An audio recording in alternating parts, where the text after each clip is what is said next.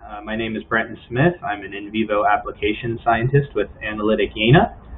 And today we're going to go ahead and talk about low light imaging with the UVP iBox Scientia 900. So we'll be focusing on in vivo imaging using bioluminescence. We'll also talk a little bit about fluorescence. So just kind of a quick agenda for this talk. I'm just going to give a general overview of optical in vivo imaging. Then I'll go into talking about fluorescence and bioluminescence. And then finally we'll go ahead and end with low light imaging using our iBox Scientia platform. So what is in vivo imaging? Just to ensure everyone's kind of on the same page. I'm sure many may already know this information, but just to ensure we're all on the same page. So essentially, non-invasive preclinical in vivo imaging is the ability to measure light coming out of an animal in vivo. And you do not have to perform surgery on the mouse unless it's absolutely needed. In vivo imaging allows you to track the development of a tumor, track the effectiveness of a drug, treatment over time, and allows you to do so in a consistent way using the same mouse. So essentially, each mouse acts as its own control. And so, because of this ability, it's become an important tool in both biomedical research and medicine. In healthcare, a lot of people go get x-rays. You can go get a PET scan for cancer. For humans, we can essentially do the same thing in mice as well, and this enables us to learn a lot of things about different drugs and how different things operate biologically without having to sacrifice the mouse at the end of each experiment. And so over the past few decades, the cameras that drive a lot of these techniques have gotten a lot better. The softwares have gotten a lot better. Algorithms have become more well developed. And enables, it's become to a point where you can do this in incredibly high throughput. You can do hundreds of mice now versus just one or two. Before, a lot of people doing high throughput studies and a lot of systems that are accommodating these high throughput studies. And because of that, many applications have developed due to this newly available technology. And it has many applications within the preclinical cancer research world as well as the preclinical drug testing world. And again, the main point of in vivo imaging is that each mouse serves as its own control. And it's very useful from a preclinical research side. So what kind of in vivo imaging is available now? There's kind of four main ones. There's some other techniques as well that I didn't mention, but these are kind of the four main ones that will show up in the literature as well as a lot of researchers will utilize. So we have x-rays and computed tomography up here in the left corner, left top corner. That just basically uses x-rays, and it's a bone absorbs x-rays, and then you can see bone primarily. And then you have MRI, which is used more for soft tissues. You also have positron emission tomography up in the top right corner. That's where you just inject a radio-labeled tracer, and then that'll emit a signal that's picked up by a sensor. And so that's useful for a lot of different approaches. And then the one we're going to be talking about today is the bottom right, the optical imaging. Optical imaging just refers to anything that uses light or photons to actually generate the image. All right, so how does optical in vivo imaging work? Optical in vivo imaging uses photons, and there's two primary ways that we can achieve this. The first way is by using fluorescence imaging techniques. Once again, I'm sure most of you probably have heard this before, know this information, so I'll just go over it pretty quickly. But essentially with fluorescence imaging, you have blue light that comes in on the left. The blue light goes ahead and excites the green fluorescent protein, and then the green fluorescent protein emits green light. And what you can do So this is known, the blue is known as your excitation, the green is known as your emission. And what you can do is you can load up a bunch of cancer cells and form a tumor. And inside those cells, they can be expressing green fluorescent protein or GFP. And then you put them inside of an optical imager like ours, turn on the blue light, and then you go ahead and you see the large tumor light up. You'll see it light up in green light. And so that's kind of an overview of the mechanism of how fluorescence works at a very, very high level. And so what are kind of the benefits of this? What's the upshot of fluorescence? And so your model system, whichever you use, expresses fluorescent proteins. You can do GFP, you can do RFP. TD tomato is another one that's becoming more popular, and those are all red-shifted proteins. And then, as we mentioned before, the signal is activated as excitation light, and so this is good because you don't have to deal with any kind of drug formulations, and you don't have to inject anything into the mouse to get the signal to light up. So if you want a relatively simple system to work with, fluorescence is a pretty easy way to go, assuming you have a cell line that works pretty well. And then much longer before the fluorescent proteins degrade, so fluorescence lasts for a while. You can go back and image the same mouse and get relatively the same intensity over a long period of time because the fluorescent protein doesn't degrade as quickly. The main advantage on the imaging side for fluorescence is its short captures, upwards of a few milliseconds. When you're dealing, I'll get into this in a little bit later in the presentation, but when you have low amounts of signal, you'll need to increase your exposure time for the camera in order to get that signal up to something that is beyond the background.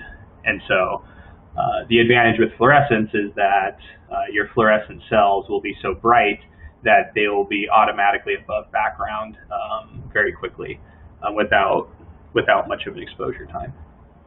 And then also background autofluorescence should be considered. When you're using blue light, a lot of materials will also excite and emit in the green region, and that will bleed over into your actual GFP signal. There's a lot of very sophisticated software techniques that will be able to accommodate for this, and so there's a lot of background subtraction as well as background correction techniques that are available in our software that can correct for this. The most prime example of autofluorescence is just plastic. If you just take a plastic tube and put it inside of the imager and turn on the blue light, you'll definitely see the plastic light up, even though it's not supposed to. So now we're going to transition into bioluminescence. Bioluminescence operates very similarly, except what happens is you inject the substrate known as luciferin. It reacts with the enzyme luciferase and it generates light. Now, with this, your cells, instead of expressing GFP, are expressing a lot of luciferase. And then usually, you'll inject the luciferin in order to get the light to generate. And so the image here on the right is a bioluminescence model in the essentially some of the nervous tissue. So you can kind of see the spinal cord here lighting up. And so when you inject luciferin into this mouse and then you place the mouse into our imaging system, our imaging darkroom, you'll be able to see an image that looks like this. And this model we're using is a very, very well-developed model. So it's very well demonstrated, so we know it works pretty well. So what are some advantages of bioluminescence? So the main difference is your system expresses luciferase. The signal is activated when you inject it. It's short-lived, and so in mice, when you inject compounds, the compounds tend to clear out very, very fast. So the signal does not last as long as it would in fluorescence. Fluorescence, as long as you keep the light on, the signal will keep generating. But in bioluminescence, you'll need to consider the amount of luciferin you'll want to put into your mouse. And then long captures. So when you when the chemical reaction is generating a lot of photons, the chemical reaction may not generate a sufficient amount of photons to get you a good signal. So what usually you have to do is you have to increase the exposure time, increase the capture length, and what that does is that allows you to see the signal that is being generated. We'll get into a little bit more detail on that in a little bit. And then finally, considerations for biological events. So because you're injecting substrate into the mouse and you're using essentially enzymes, luciferase inside of these cells, you'll need to really test your model and make sure that you're not going to be overlapping with whatever your biological question is that you're trying to answer. And so depending upon your question, that'll determine whether or not you want to go into a fluorescence-based model or a bioluminescence-based model. There's also, there's pluses and minuses to both. But thankfully, researchers don't have to necessarily choose between the two anymore. There are ways where you can maximize the advantages of both. We actually have an ebook that's available to our customers that we created, and this kind of dives into the debate a little bit more for those who are interested. And essentially we conclude that researchers, thanks to the available imaging systems from our company and others, researchers do not need to choose between using a bioluminescence model or a fluorescence-based model. You guys can just go with whatever model that works best for your biology, or whichever one you feel more comfortable with, whichever one is easier to work with, etc. So, and then there's even ways now where people are combining models together where you can use both a combined bioluminescence and fluorescence model to quantitate what it is, quantitate what's going on underneath. So that's kind of a new thing that's happening with the model development. But regardless, researchers are not restricted by the technology anymore, so the cameras are sensitive enough to do both. So we're going to go ahead and dive into bioluminescence a little bit, and this is just kind of a slide that just shows that thanks to a lot of camera technologies that have become available, bioluminescence has become increasingly popular. There's also a number, the reagents to perform bioluminescence is also a lot cheaper, so the price of the substrate as well as all the associated materials has been steadily dropping. And then people have just really been discovering the utility of bioluminescence. It's been around for a while. It's been around since, essentially 1985 is when it started becoming mainstream, and then now it's just been steadily increasing all the way up into 2020. And so, yeah, there's just a lot you can do with bioluminescence. It's got very good positives, really good results with deep tissue imaging. Since you do not have to worry about excitation light penetrating the tissue, all you have to do is worry about one photon, the emission photon, coming out of the tissue of the mouse. The mouse tissue does absorb and scatter light, and different wavelengths work better than others. But the reason why a lot of people like bioluminescence is because you can have a tumor, like a pancreatic tumor, for instance, that's buried very deep within the tissue of the mouse, and you'll still be able to image it. Another one would be brain tumor imaging, where you don't want to create a cranial window. Bioluminescence can definitely get through the bone, and you'll be able to see the signal on that side. The other benefit down here at the bottom is lack of background signal in many cases. So with fluorescence, you always run the risk of autofluorescence, and bioluminescence, you don't have to deal with that. The data comes out a lot cleaner on bioluminescence. All right, so this is just kind of a comparison again between the two, and we also outline this in our ebook as well. And so I won't spend too much time here. The only thing I will say with fluorescence, kind of down at the last point at the bottom, is the near IR wavelengths has been shown to have really good tissue penetration, and so the background on those images is significantly less than using like green fluorescent protein, for instance, where the blue just excites everything. So anything more up in the red for fluorescence tends to generate a lot cleaner images and cleaner data. And so near IR is a really good way to do that. And I have a few example images of that as well. All right, so now we'll just go ahead and transition into the iBox, and I'll give kind of an example of what we did with the iBox. Here is all three of our imaging systems.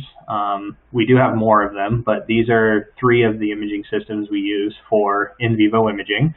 On the left, we have our iBox Studio. In the middle, we have our iBox Scientia. And then on the right-hand side, we have the iBox Explorer surgical microscope.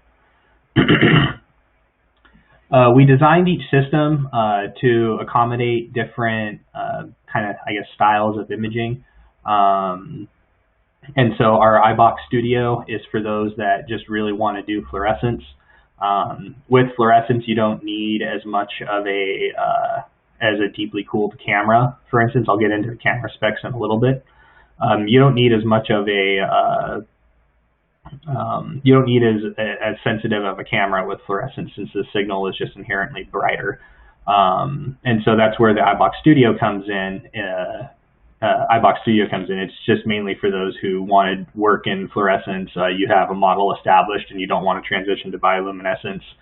This would be the system that you would want to go for. And then the image that we have down here is a really good example of what you can do with fluorescence. So this mouse here is expressing a pancreatic tumor. Pancreatic tumor is it's a pancreatic tumor expressing green fluorescent protein, or GFP. And essentially what the question here is this drug formulation that's under investigation, is it distributing correctly to the tumor? Is it going to the right spot? It was a preclinical experimental anti-cancer drug, and the researchers just wanted to know if it was targeting the right cells. And so what we did is we took an image of the GFP tumor, and then we took a near IR image showing the drug on the same mouse, and then we composited the two images together. And that's what generated this one right here. And so I have a bigger image on the next slide that will kind of show all of this. Then we can go ahead and transition to the iBox Scientia. And this is an example of a kinetic study that we did using bioluminescence. And I'll get into the details of this study in a little bit. But essentially, we had to find where the maximal signal is across a series of time. This is information that you'll want to know before starting your in vivo study. You'll want to understand the kinetics of how your reaction works. And then on the right-hand side, which we won't talk about today, is our surgical microscope. And essentially, you can open up this mouse and then on the computer screen zoom in and view the inside tissues of whatever it is that you're looking at. So in this case, we wanted to see cells, cancer cells that were expressing green fluorescent protein right on the inside of the mouse here. So you can kind of see that in the blood vessels here. All right, so now this is kind of just a summary table that shows just a comparison across the systems. So yeah, iBox Studio visible to near IR fluorescence. iBox Scientia can do everything the Studio can, plus it can do the bioluminescence. And then our Explorer does visible to near IR fluorescence and does not do bioluminescence. So yeah, this is just here for everyone's reference. It's important to note that the fluorescence only system on the left only can do 5 mice at a time, whereas the iBox Scientia can do 10 mice at a time. And so we've been increasing capacity for mice in our systems since a lot more researchers are doing very, very high throughput studies with mice. All right, so what kind of ties everything together? So we have a software package known as VisionWorks, and VisionWorks ties all of our imaging systems together. And so while today we're focusing on in vivo, bioluminescence specifically, I just wanted to make mention that we do have basic imaging systems as well as advanced chemiluminescent and gel systems. So we do work in those spaces as well, and we do have a number of innovations that we bring to the in vivo line that makes it into our gel documentation and chemi documentation line, and vice versa. We'll take innovations from both from the chemi and the gel line into our in vivo line as well. And so we have one software package that drives all of that, so that users have a consistent experience all across our systems. All right, so here's the iBox Scientia. We'll dive into what it can do. And so the main thing is we can image up to 10 mice. It's got excitation range of everywhere in the visible, so 400 nanometers to 900 nanometers. And then we have a bioluminescence capable camera. I'll dive into why the camera is special in a second. We have an interchangeable emission filter wheel. And so with fluorescence, you need to block your excitation light. And so we have, the users have the ability to put in up to 5 filters at a time, and then they can go ahead and change the filter wheel depending upon their application. So if you want to switch from GFP, which is blue light, to RFP, which is green light, you can do that very easily on the software. We have a xenon arc lamp that goes ahead and powers the lighting for this system. Which has a range of wavelengths. We have a lot of excitation filters that we can use, so you can get pretty custom with your setup. We have everything is controlled through VisionWorks. We have a lot of automation built into the system as well. So lighting is automated. We have a lift that's automated. The wheel is automated. The camera is automated. And so the idea is that you should be able to use the system completely from the software. We have gaseous anesthesia compatibility, so the imaging system does come with an anesthesia system if you need it. And then we calibrate our system to the National Institute of Standards and Technology standards for light. So I'll get into this in a little bit, but it essentially allows us to use a standardized metric to measure what is going on inside of the unit with your signal. And so rather than just using straight intensity values, photons per second will tell you exactly how many photons per second is coming off of your sample, which is a much more reliable metric to use than just using straight intensity from the camera sensor. And then, as with all of our products, it comes with ongoing technical and application support. All right, so what did we do with the iBox Scientia? So here we did a kinetic time course study, which is an important thing to do for bioluminescence, especially before you begin a round of experiments. You need to know where to optimize your imaging time points. And so you'll want to know how long do I have from my injection point before I start seeing signal, and then when the signal begins to drop off.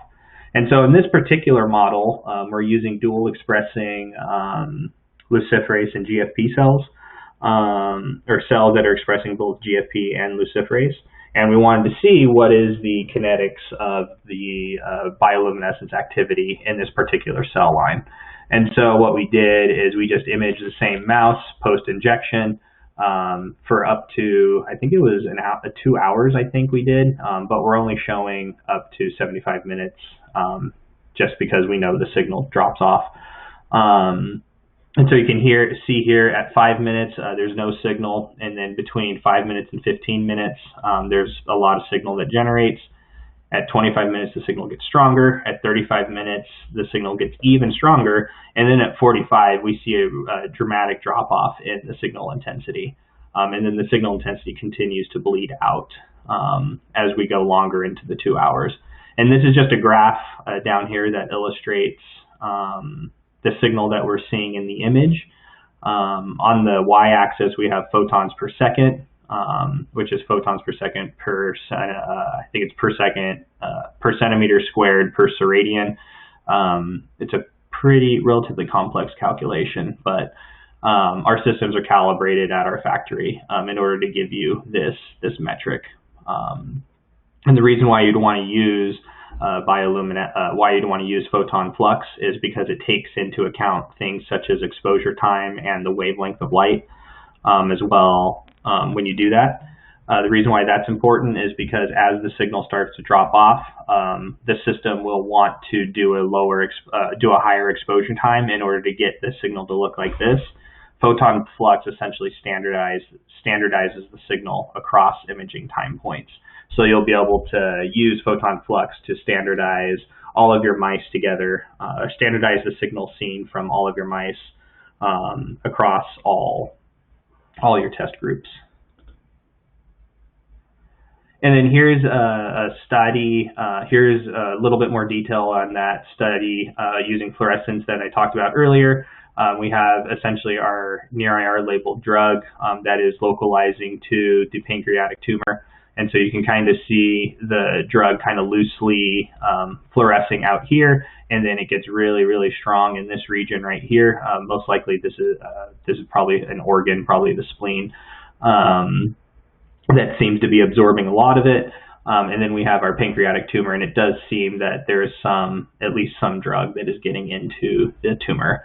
So in this case, this just shows that at least a little bit of evidence that it is getting there.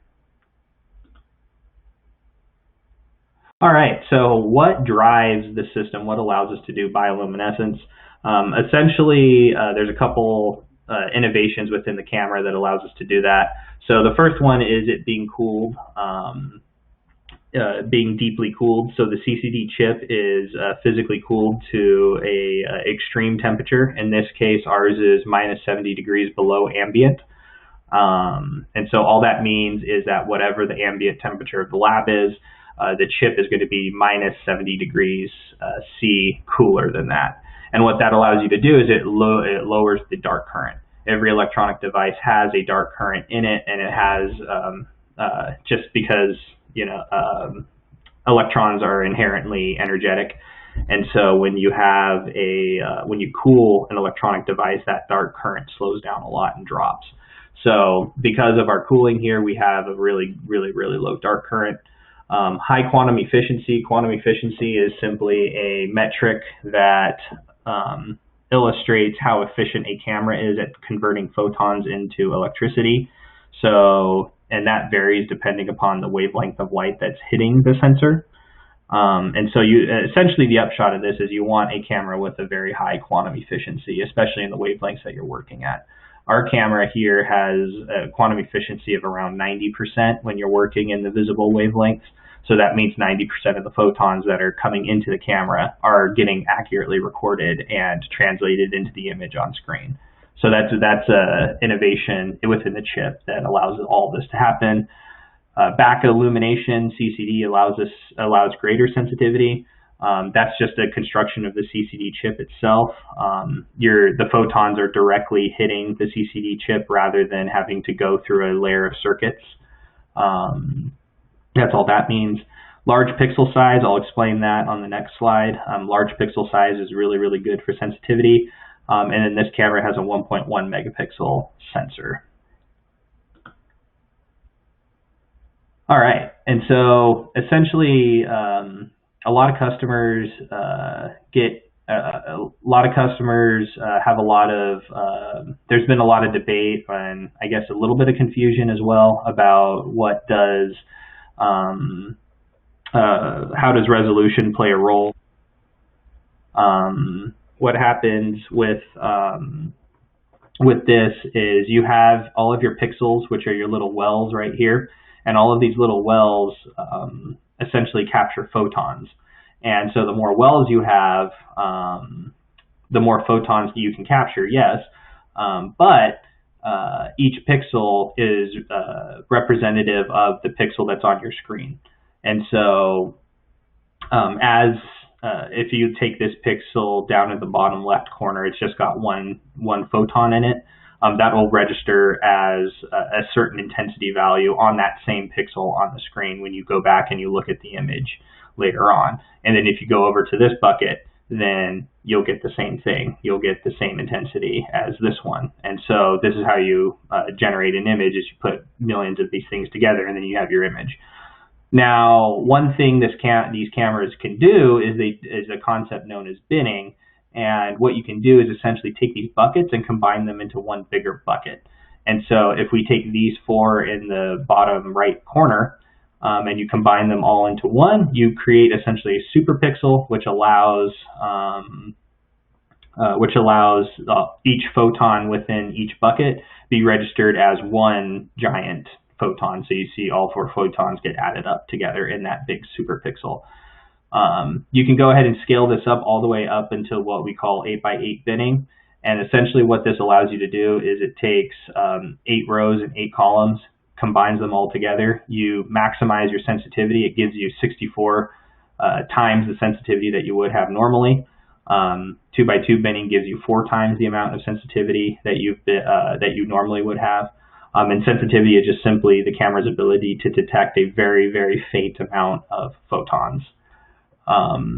And so users can play around with these binning settings to go ahead and optimize their imaging for their specific model. Now, there are some trade-offs to it. So a 1x1 binned image.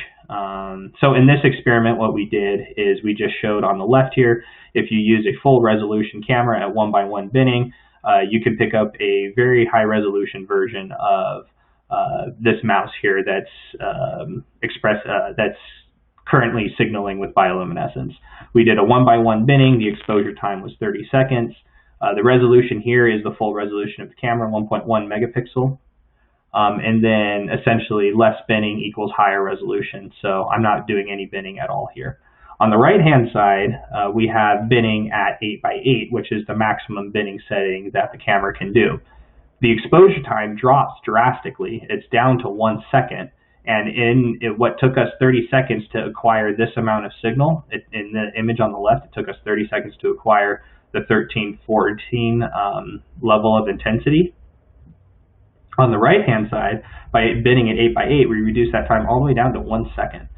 But as you can see, the resolution really took a hit. And so when we do the math, it comes out to 0.02 megapixels. That's like you took a picture with a 0.02 megapixel camera. And so users can play around with how do they want the camera to be kind of like a photon presence or absence of signal, like a photon counter type situation, or do they want a full resolution image? So users can make that choice, and VisionWorks helps support that. And so kind of just wrapping up here with this,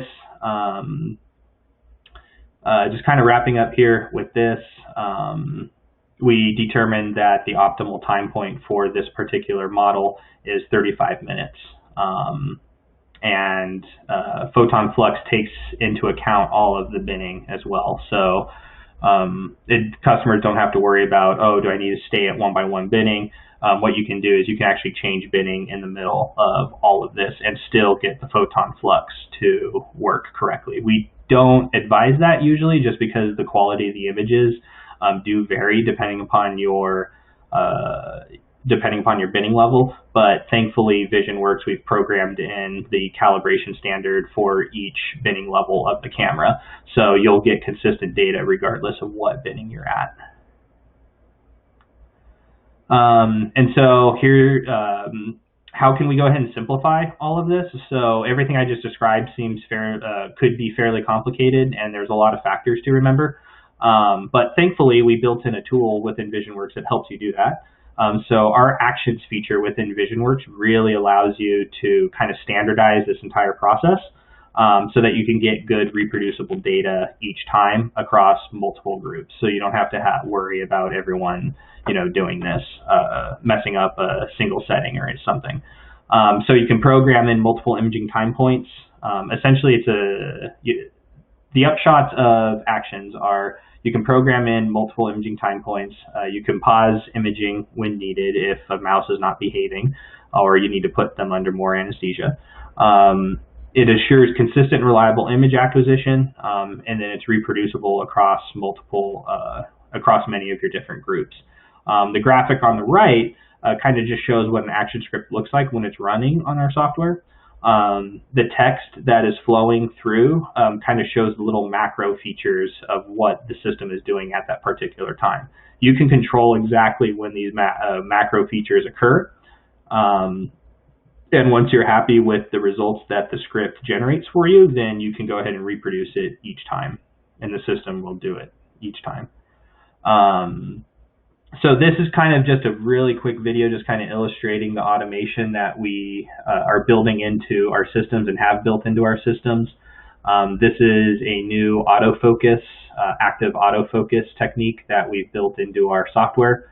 This is an innovation that came from our Chemi imaging line, and we have brought it to all of our imaging. So in vivo customers will be able to enjoy this feature as well. The active autofocus would come very in handy, very much in handy during a in vivo study where mice are moving around and the focal point might not be consistent across all of your groups. So adding that little macro of autofocus will really help with that. So now we're going to go ahead and wrap up, but essentially everything we've just described on how to use our systems and everything we do with them, we always summarize in our software manual. So the software manual is available for everyone online. You can go ahead and look at it, see all the features that we offer and how to do different things. We also have a good amount of application notes available. So here's two of our most recent ones for in vivo, one highlighting the iBox Studio, one highlighting the iBox Scientia.